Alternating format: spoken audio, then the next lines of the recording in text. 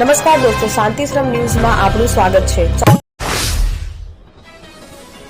ગુજરાત હવામાન વિભાગે બનાસકાંઠા સહિત રાજ્યના અનેક જિલ્લાઓમાં વરસાદની આગાહી કરી છે। વિભાગના જણાવ્યા અનુસાર 15 જૂને બનાસકાંઠા જિલ્લાના છૂટાછવાયા વિસ્તારોમાં ગાજવીજ સાથે હળવાથી મધ્યમ વરસાદ પડી શકે છે। 16 અને 17 જૂન દરમિયાન પણ બનાસકાંઠા જિલ્લાના કેટલાક વિસ્તારોમાં ગાજવીજ સાથે હળવાથી મધ્યમ વરસાદની સંભાવના છે। હાલમાં બનાસકાંઠા જિલ્લામાં લોકો ભારે ગરમીનો સામનો કરી રહ્યા છે।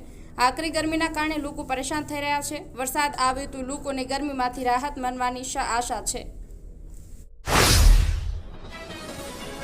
પાલનપુર જિલ્લા પોલીસ હેડક્વાર્ટર ખાતે આજે વિશેષ ટ્રાફિક ડ્રાઈવનું આયોજન કરવામાં આવ્યું હતું। જિલ્લા પોલીસ વડાના આદેશ અનુસાર હેડક્વાર્ટરના ગેટ પર વાહન ચેકિંગ હાથ ધરવામાં આવ્યું હતું।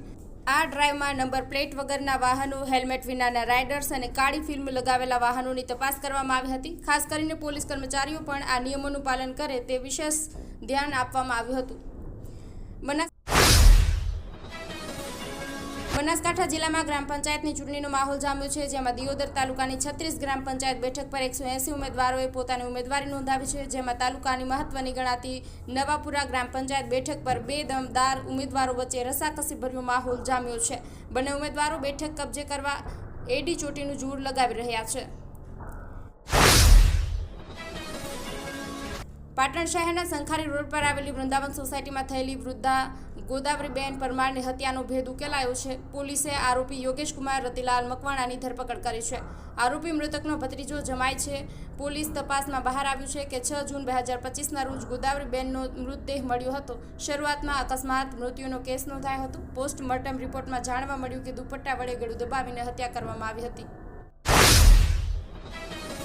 Simco sunlight pants queen સાફ્ટર મશીનથી colour બનાવનાર નવીન ઘરને સુશોભિત કરવા એકવાર અવશ્ય મુલાકાત લો। Simco sunlight pants.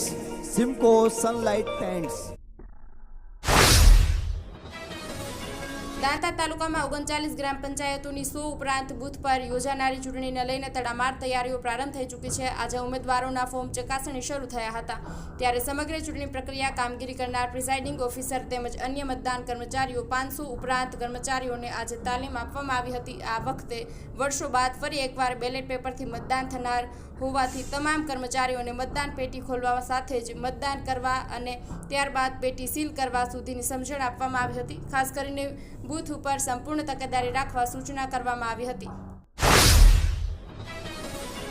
થરાદ તાલુકામાં વિભાજન થઈને પ્રથમ વખત અસ્તિત્વમાં આવેલી સણધર ગ્રામ પંચાયત સમરસ બની હતી। ગ્રામ પંચાયતમાં જ્યાં ગ્રામજનોએ પંચાયતનું સુકાન મહિલાઓને સોંપી સરપંચ સહિતની બોડીમાં મહિલા વરણી કરવામાં આવી હતી।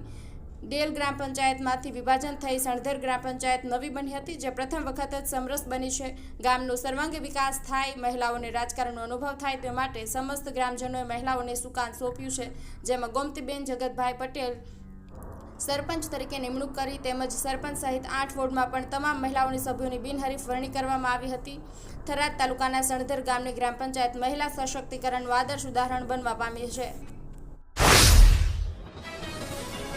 બનાસકાંઠા જિલ્લાના થરાદ તાલુકાના માંગરોળ ગામમાં 5 એકર જમીનમાં શેણેલ વનનું નિર્માણ કરવામાં આવ્યું છે। વન વિભાગ ગુજરાતના માર્ગદર્શન હેઠળ આ વન થરાદ પંથક અને બનાસકાંઠા જિલ્લાનું નવું પર્યટન સ્થળ બન્યું છે। આ વનમાં 27 નક્ષત્રોના આરાધ્ય વૃક્ષો સહિત કુલ 25,000 વૃક્ષોનું વાવેતર કરાયું છે। વનમાં ચંદન, રાશિ, આરોગ્ય, નવગ્રહ, નાળિયેર, કૈલાસ, સાંસ્કૃતિક, નિસર્ગ અને જૈવિક વન જેવા વિભાગો છે। વળી 100થી વધુ સિંદૂરના રોપા અને 50થી વધુ ઔષધીય રોપાઓનું વાવેતર કરાયું છે। પાટણમાં સિંચાઈ વિભાગની સંપાદિત જમીન પર થયેલા દબાણો દૂર કરવાની કવાયત શરૂ થઈ છે।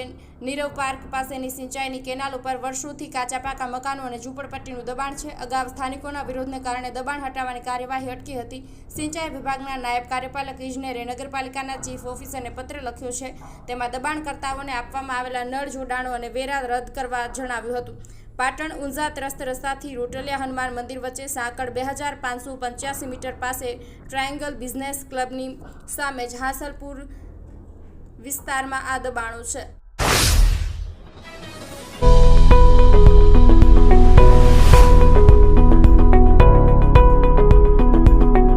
આપ આવો આજે દિયોદરમાં બનાસ ડેરી સંચાલિત ઉમંગ મોલમાં જ્યાં આપને મળશે બનાસ ઘી, બનાસની ચા, નવરસ તેલ સહિતની જીવન જરૂરિયાત તેમજ કરિયાણું તથા કોસ્મેટિક ચીજ વસ્તુઓ તેમજ પશુ આહાર સામગ્રી મળશે વ્યાજબી દરે।